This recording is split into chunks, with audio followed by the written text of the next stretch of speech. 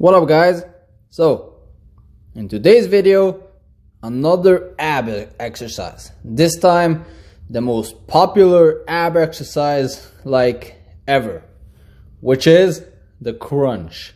You know, sit up, crunch, doesn't matter, but basically the body weight crunches. So this exercise primarily focuses on the upper abs. It still works a little bit of the whole core region, but it mostly works the upper abs. Now, how to correctly perform it?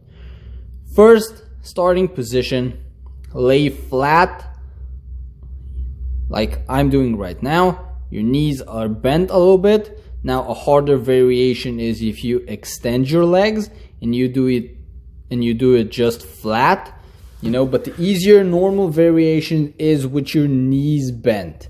So starting position at the floor, and then you don't just go up like with a sit-up, you crunch up. And what do I mean by that? You have to bend your spine a little bit. You bend your spine at the top so you get that crunch in the abs, so you're really focusing that tension on the upper abs like I'm showing right now. This is the harder variation with a really flat, with your legs flat or your legs bent. You know, that's just different variations. But like you see, crunch, pause at the top of the movement, really pause and squeeze the upper abs, really keeping that tension. You see, like this, bending your spine a little bit. That's the key in doing a perfect crunch. Because many people, they just do sit-ups. They just do regular sit-ups which target mostly the hips and a little bit of the abs.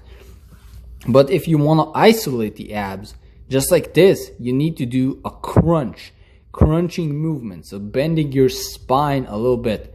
You see, just like this, and squeezing the abs.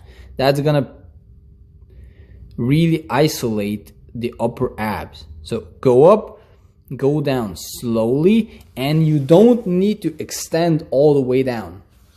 You don't need to go and touch the floor. You know, you don't need to lay back down. Just go down until your torso is parallel to the ground, and then just crunch back up. Now, here's another set, guys.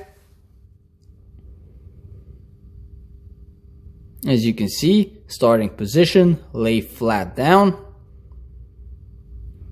bent knees, then now the hands, you know, you can have the hands behind your neck, which a lot of people do wrong because they pull their head too much, which results in a neck injury. You know, just hold your hands just like me in front of your torso. That's the best ways I found how to do it, you know.